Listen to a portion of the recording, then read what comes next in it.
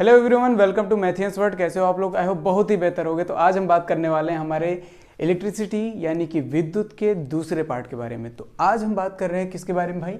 विद्युत आवेश के बारे में, यानी इलेक्ट्रिक चार्ज के बारे में। ये बेसिकली चार्ज होता क्या है और इसके बारे में भी बताएंगे, और साथ में इसका मात्रक क्या होता है और ये कितने प्रकार के हो सकते हैं, ठीक है, इन पे क्या इफेक्ट पड़ता है। तो सारी की सारी बातें मैं बताने वाला हूँ, ठीक है। तो जैसे कि यहाँ परिभाषा देख रहे हैं, सब यहाँ सामने लिखा हुआ है कि जो विद्युत आवेश होता है वो पदार्थ का वह मौलिक गुण है जिसके कारण वस्तुएं विद्युत बल आरोपित करती हैं, देखो विद्युत बल लगाती हैं या फिर उसे अनुभव करती हैं। तो इसका कहने का मतलब ये है, तो ये समझो कि एक तरीके से हमारे अंदर, जैसे हम मनुष्यों के अंदर क्या होता है, एक शांत रहने का गुण होता है, एक होता है गुस्सा करने का गुण। तो एक तरीके से मान के चलो कि अगर जो बंदा शांत रह जाता है उसका काम वो तो बड़े आसानी से निकल जाता है, जो अपना काम कर जाता है, ठीक है। और जो गुस्से में रहता है वो सारा तोड़ फोड़ करके सब बराबर कर देता है। तो यहाँ पर दो चीज़ें पता चलती है कि ये एक्चुअल में हमारे अंदर ही है, ठीक है, ये सबके अंदर होती है। अब सोचो हमारे अंदर है और ये दिखती तब है जब कुछ इफेक्ट आता है, ठीक है। तो एग्जैक्टली वही कहानी है कि अगर हम किसी भी पदार्थ की हम बात कर ले तो उसके अंदर कोई एक मौलिक गुण है, जैसे हमारे अंदर गुस्सा है, प्यार है, तो इस तरीके की ये फीलिंग्स होती हैं। तो एग्जैक्टली वही है कि जिसके कारण वस्तुएं क्या करती हैं, विद्युत बल आरोपित करती हैं, यानी विद्युत बल लगाती हैं। या तो हम गुस्सा होकर उन पर बल लगाते हैं, या तो क्या करते हैं, वो उसका अनुभव करती हैं। अगर आप कमजोर हो, शांत रहने वाले हो, तो आप क्या करते हो, आपके ऊपर कोई बल और लगा के चला जाता है। तो वही बातें यहाँ पर आ जाती हैं। तो इसी मौलिक गुण के कारण पदार्थ विद्युतीय गुण प्रदर्शित करते हैं। भाई जिसके पास पावर है वो अपना गुण दिखाएगा ही, बिल्कुल जाहिर सी बात है। तो वही कहानी अपनी यहाँ पर भी चल रही है। मुझे लगता है कि आप लोग समझ पा रहे हो मेरी बातों को। तो देखो, जो विद्युत आवेश होता है वह भौतिक राशि है। पहली बात तो ये भौतिक राशि है, ये फिजिकल क्वांटिटी है, ठीक है। तो दूसरी बात कि इसके मात्रक जो होती है, जो इंपॉर्टेंट है, आपके एग्जाम में अक्सर एक नंबर का पूछा ही जाता है, इसलिए मैंने इसको ब्लैक यहाँ पर दिखाया है कि एग्जैक्टली ये क्या है। यहाँ से मान के चलो कि एटलीस्ट एक नंबर में, तो वो यार एक नंबर वाले जो क्वेश्चन आते हैं ना, वो ऐसी ही जगह से उठाते हैं वो लोग, और यहीं पर कहानियाँ सारी बना के जाते हैं। देखो उसका ऐसा ही मात्रक क्या है, कूलाम है।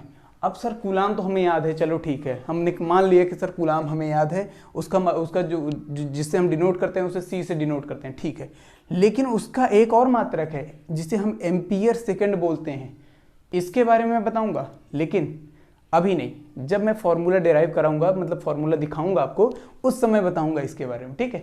तो अभी बात करते हैं केवल इस बारे में कि इसका मात्रक क्या होता है, कूलाम होता है, और या तो हम क्या बोल सकते हैं, एम्पियर सेकंड बोल सकते हैं, ठीक है। तो ये दोनों के दोनों फॉर्मूले, मतलब ये दोनों के दोनों जो है मात्रक आपको याद रहनी चाहिए, ठीक।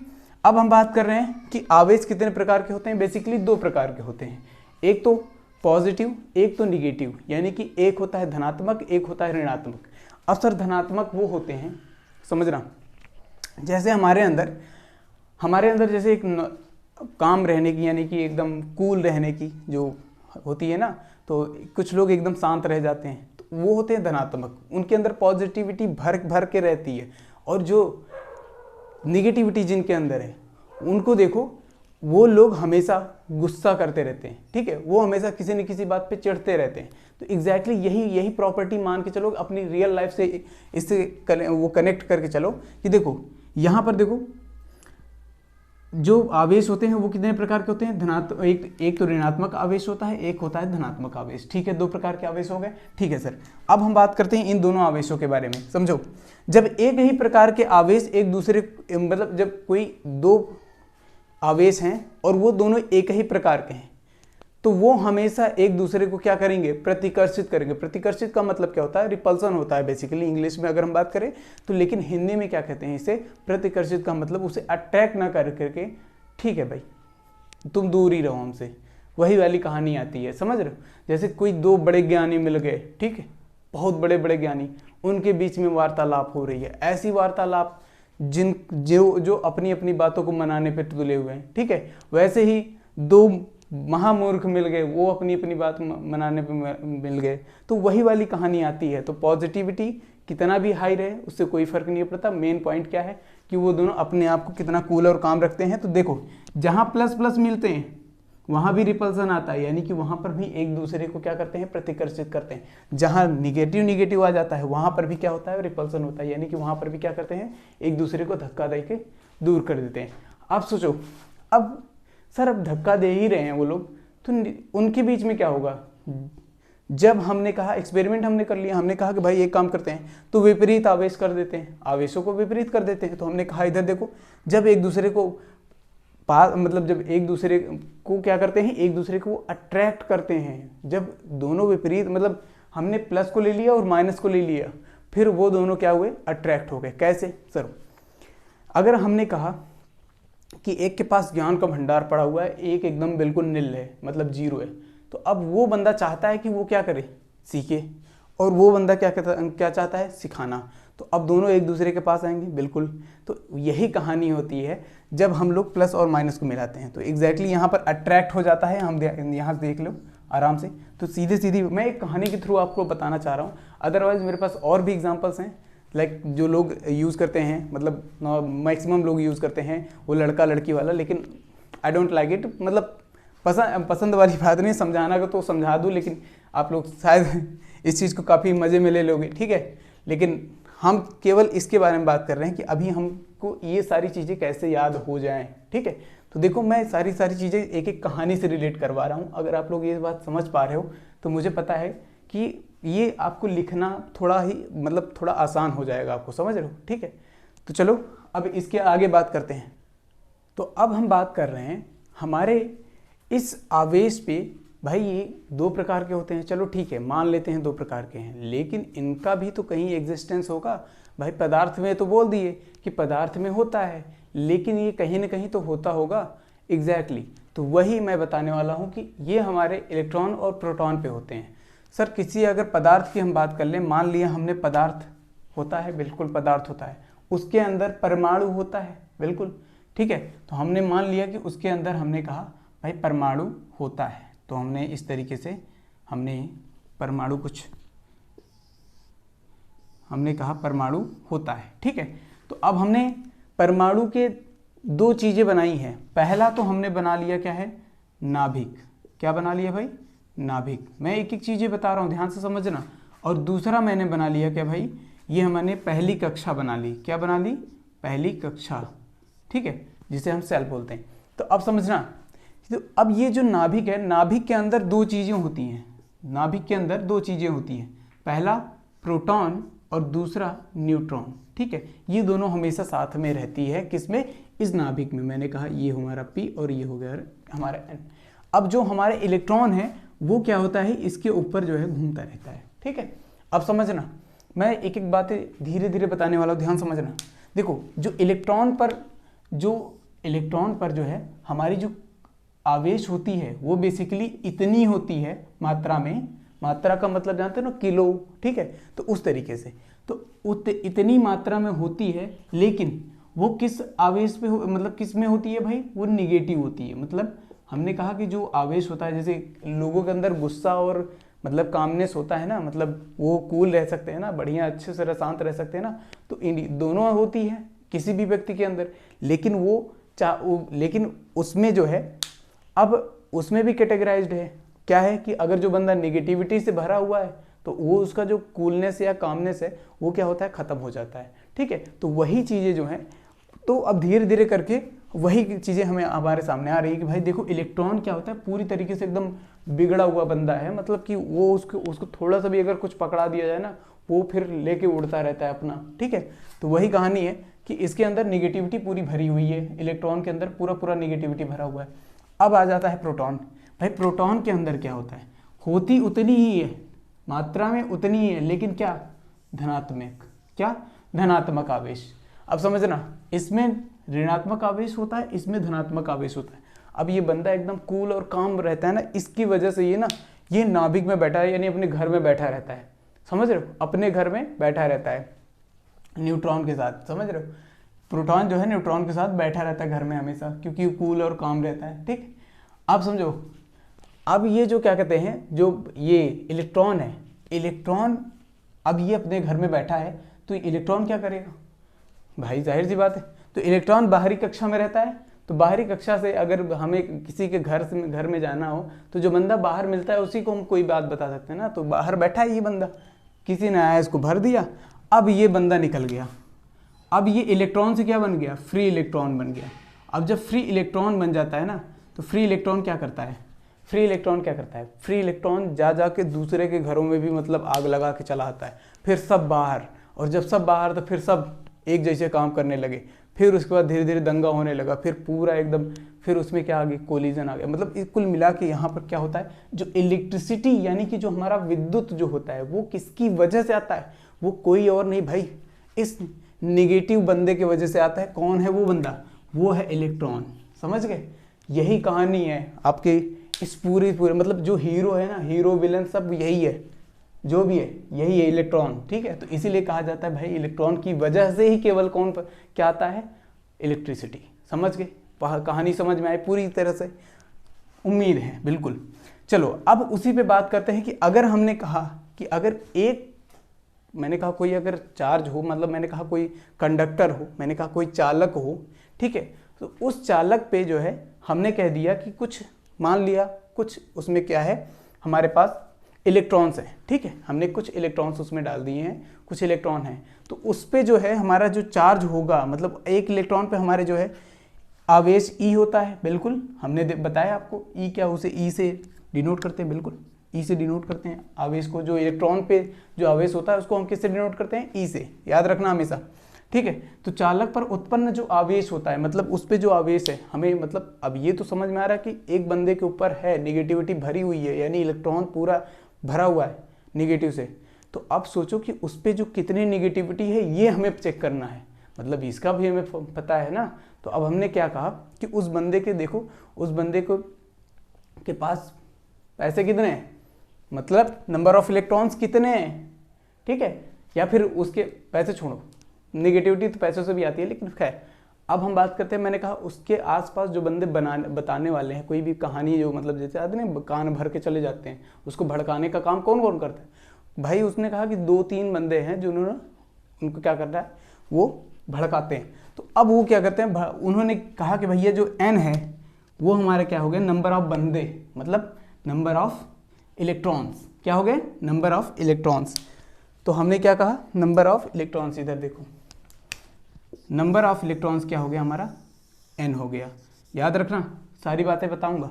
ठीक है, उसके बाद जो एक इलेक्ट्रॉन पर जो चार्ज होता है, वो जो चार्ज होता है, एक इलेक्ट्रॉन पर जो चार्ज होता है E, ठीक है, वो हमारा, अब ये भी पता चल गया। तो अब हमने क्या कहा कि अब उस पर जो है आवेश कितना है, जो उस चालक पर आवेश कितना है उससे वो हमें पता चल जाएगा इस वाले फॉर्मूले से।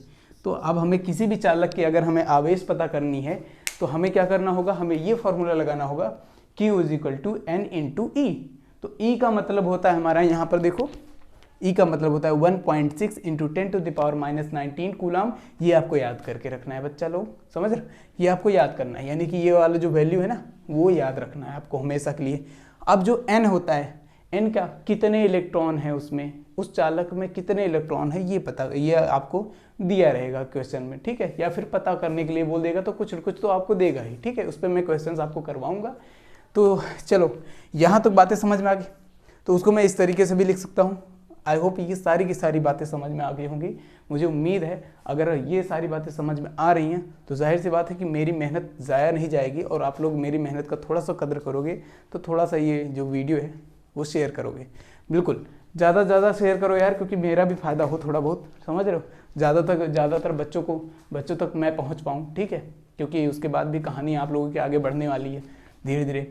चलो, तो यहाँ तक बातें समझ में आ गई, ठीक है।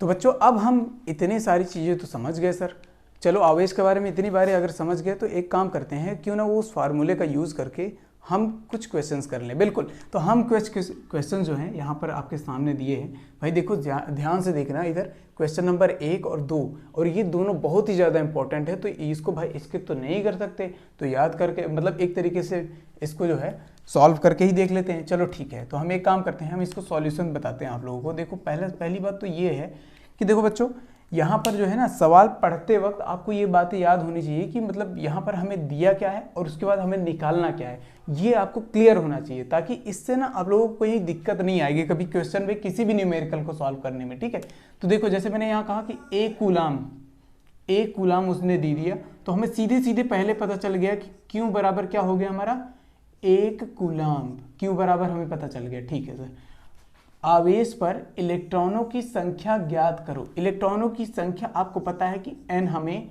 ज्ञात करना है, और आपको ये भी पता है कि E बराबर क्या होता है। क्या यहाँ पर E बराबर कहीं दिया है क्या, नहीं दिया है, तो ये वैल्यू आपको याद रहनी चाहिए। ये मैंने आपको पहले भी बताया और अब फिर से मैं आप बता रहा हूँ कि आपको ये वाला वैल्यू 1.6 × 10⁻⁻19 कूलाम जो है आपको ये याद होना चाहिए।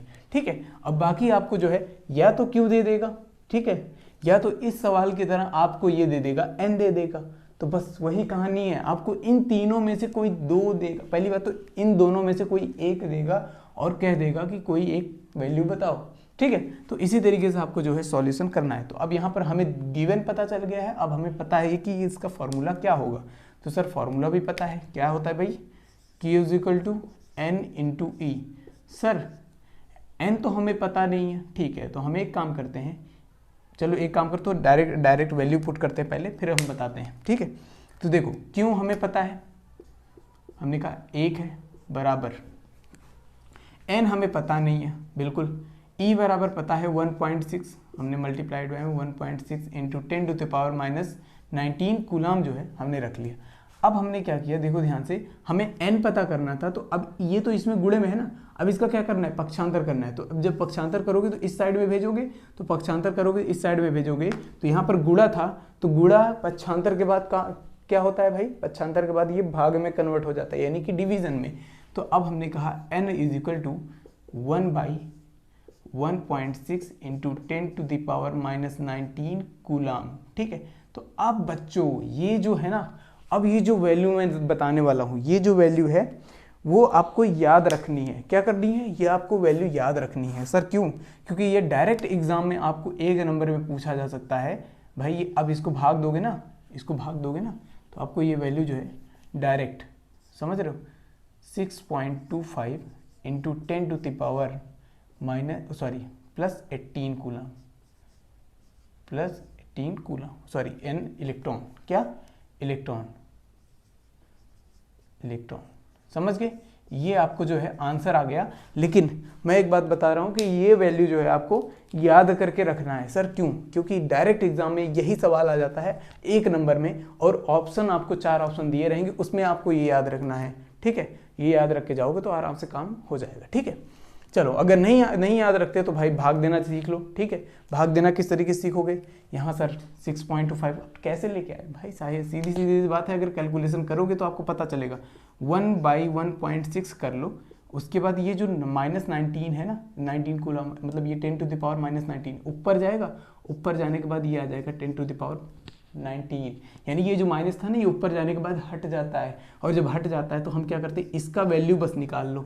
अगर इसका वैल्यू निकाल गए तो फिर हमारा क्या हो जाएगा, और इसका वैल्यू यानी कि 1.6, यार भाग भी नहीं दे पा रहे हो, बिल्कुल ऊपर नीचे 10 का गुणा कर दो, 1/16 आ जाएगा, क्या आ जाएगा, सॉरी 10/16 आ जाएगा, क्या आ जाएगा, 10/16। 10 में 16 का भाग दे दोगे, तो जब तक 10 में 16 का भाग दोगे ना, तब आपको ये पता होगा कि सर ये कुछ नहीं, 0.625 × 10⁻19 है। तो अब इसको जो है कुछ इस तरीके से भी लिख सकते हैं, बिल्कुल।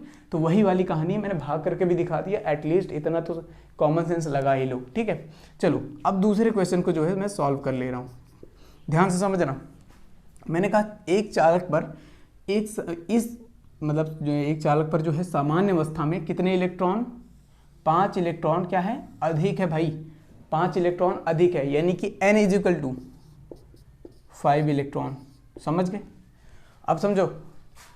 अब यहाँ पर इस चालक पर आवेश की मात्रा तथा प्रकृति ज्ञात की क्या होगी। ठीक है, हमने आवेश की मात्रा हमने कहा Q बराबर हमें पता करना है, E बराबर हमें पता है 1.6 × 10⁻⁻19 कूलाम।